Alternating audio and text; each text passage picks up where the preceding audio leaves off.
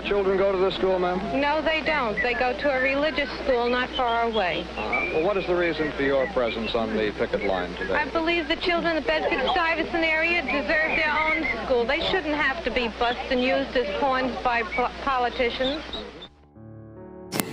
In 1954, the United States Supreme Court set aside the Kansas statute that permitted cities of 15,000 or more to maintain separate schools for black and white students, ruling that segregation is inherently unequal. This case became known as Brown versus the Board of Education of Topeka, Kansas. In 1955, the court asked that desegregation proceed with all deliberate speed.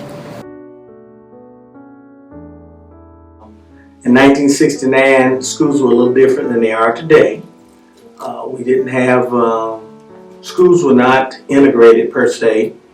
Coming out of high school, there were separate school systems in Alabama.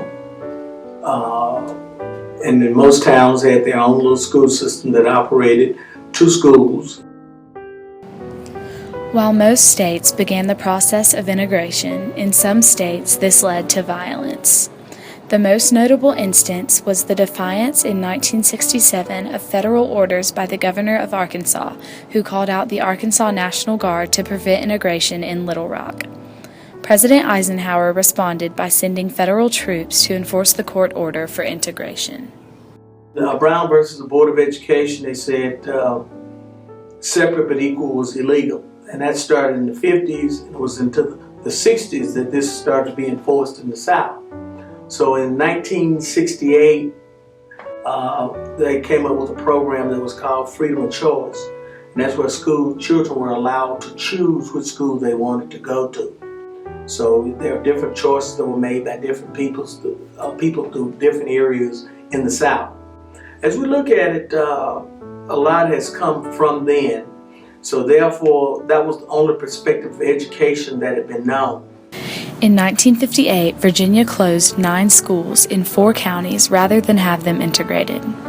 In Louisiana, whites boycotted the integrated New Orleans public schools. In 1961, 2 black students registered at the University of Georgia but were suspended because of student disorders. In Mississippi, a black man registered at the University of Mississippi. A mob attacked, and 2 people were killed. The next day, federal troops occupied Oxford, and James Meredith became the first African American to attend a Mississippi public school in accordance with the 1954 court decision. And in Alabama in 1963, Governor George C. Wallace stood in a doorway at the University of Alabama in a symbolic attempt to block 2 black students from enrolling. The attempt failed. As we look at these time periods, we see that times have changed. People have worked to learn to work together in a different society, but you learn about different cultures. For a long time, the only culture you knew about was the culture you lived in, and the other one you read about in a book of some type or some nature. As we look at it, as times have changed, there have been people who have learned to work together, to live together, and though that's where we are in 2014, that we are able to have some of these conversations going on. The Civil Rights Act of 1964 is the nation's benchmark civil rights legislation. It continues to resonate in America today. The Civil Rights Act of 1964 prohibits discrimination on the basis of race, color, religion, sex, or national origin. Passage of the act ended the application of Jim Crow laws. The Civil Rights Act was eventually expanded by Congress to strengthen endorsement for these fundamental civil rights. Well, I think as a country we have definitely made a lot of great strides since the 1950s and 1960s. I think as far as racism, and definitely institutional racism isn't really around anymore, and that's a great thing.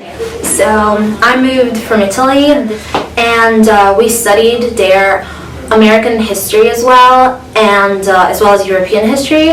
And we studied the process of integration, and we found out what was happening in the United States. Coming here, I see that it's gotten a lot better than I read in the books, and sometimes you see people that maybe have still the ideas, but they're not as much as I've read in the books. Like here, white people and black people cooperate, and they like lead together.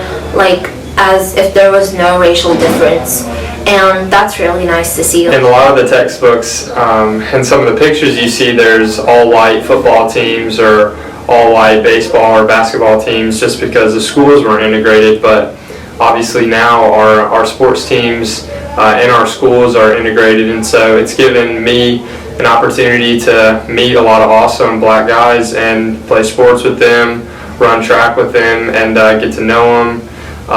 And they have a whole lot of ability, and they bring a lot to the team and a lot to our school. Process that worked here in Auburn City Schools, they started with the 10th grade, the upcoming 10th grade, and they were coming to Auburn High School. Later on, they gradually moved all the grades to Auburn High School and made the other schools smaller groups, elementary schools, so that these would be serviceable for the school system. So everybody was going to school all the time. As we begin to look at the longevity of this program, we see that sometimes students have benefited from learning to work with people, to be included in part of society. I think like integration has like successfully reached like the point where we wanted it to be, because like people here have no problem with integrating one another, and you don't have like the racial differences and the racial obstacles that you had like in the 60s, or when you had in like when people were completely separated and they were like having separate places in the movie theaters and everything. Like people hang out randomly and like as friends, and you can have as many friends as you want from another race, because like you don't have that like racial difference. But I do think that it on its own can happen. And I think the point is when we start seeing ourselves as individuals, and individuals that are equal in the eyes of our Creator. They're free individuals that make their own contribution to society. I think that's ultimately what we need to see ourselves as, and we need to avoid one way or another, putting people in groups. There has been if you look in terms of this, the society fully integrated, my answer to that would be no. Because there are still some times you walk around and see people who don't interact with the people.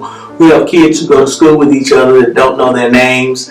They don't associate with each other. They don't have any type of doings other than sometimes in school. So fully integrated, no. There's progress being made, but there's a lot of different areas and long ways to go. I think we have successfully integrated, not only in the school system just with sharing each other's presence, but also culturally, that we've bonded and made friendships despite racial differences. I mean, there's not a whole lot of segregation that you see. It's not all the white people hanging out in one area and all the black people hanging out in the other. We've made quite a bit of friends across the racial differences, and there's really not a lot of prejudice there. Since I came here, I thought it would be like all in the books, like people would be separated and things. But after I came here, I saw that it's not like that. Like people are like friends, and there's no problem in having like a black friend for a white person or vice versa. Obviously, it will always exist. I mean, we're people, and people will always be flawed. But I think as a whole, our society has become a lot more integrated. It's a good thing for a free society like ours. It's good to have a diversity of backgrounds and of opinions and things.